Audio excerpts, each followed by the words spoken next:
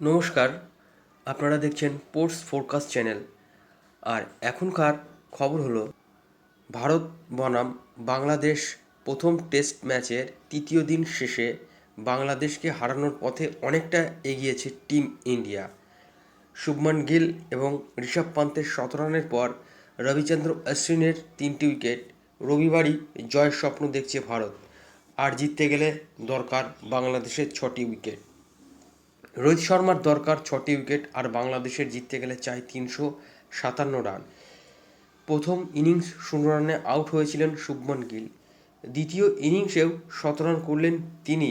১৭ run করলেন ৬৩২ দিন পর টেস্টে ফেরা ঋষভ পান্ত। প্রথম ইনিংসে ভারতীয় বোলারদের মধ্যে একমাত্র রবিচন্দ্র অশ্বিনী উইকেট পাননি। দ্বিতীয় ইনিংসে তিনি ৩ উইকেট নিয়েছেন। তৃতীয় দিন বাংলাদেশ হারানোর পথে অনেকটা এগিয়ে গিয়েছে ভারত। রোহিত শর্মার দরকার আর ৬টি উইকেট, কিন্তু কিন্তু কিন্তু কিন্তু রোহিত শর্মার প্রয়োজন জিততে গেলে ৬টি উইকেট, আর বাংলাদেশকে জিততে গেলে দরকার ৩৫৭ রান।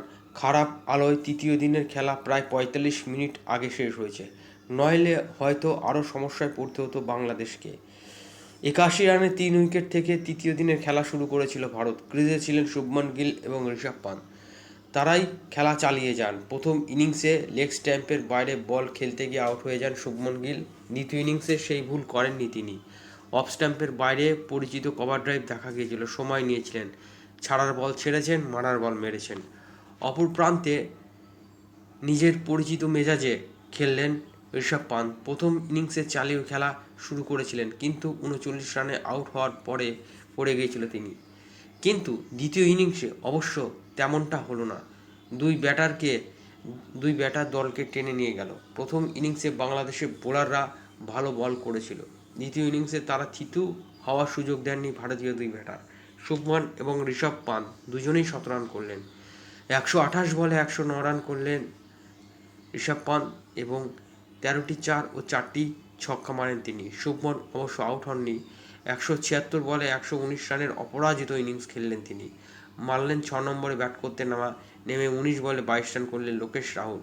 ৪ উইকেটে ২৮৭ রানে দ্বিতীয় ইনিংসে ডিক্লেয়ার করে দেন রোহিত শর্মা। বাংলাদেশের সামনে লক্ষ্য এসে দাঁড়ায় ৫১৫ রানের। ৫১৫ রান করলে বাংলাদেশ এই টেস্ট ম্যাচ জয়লাভ করবে। দ্বিতীয় ইনিংসের শুরুটা খারাপ করেনি বাংলাদেশ। দুই ওপেনার আক্রমণাত্মক শুরু করেন। ভারতের পেসারের বিরুদ্ধে হাতে খেলতে থাকেন জাকির হোসেন এবং সাদমান ইসলাম। উইকেটের জন্য ভারতীয় পেসাররা ফুল লেন্থ বল করছিল, সেটা কাজে লাগিয়ে দ্রুত রান তুলছিল তারা। দুই ওপেনারের মধ্যে ৬২ রানের জুটি হয়। বাংলাদেশকে প্রথম ধাক্কা দেন জসপ্রীত বুমরা। জাকিরকে ৩৩ রানের মাথায় আউট করেন তিনি। ভালো ক্যাচ ধরেন যশস্বী।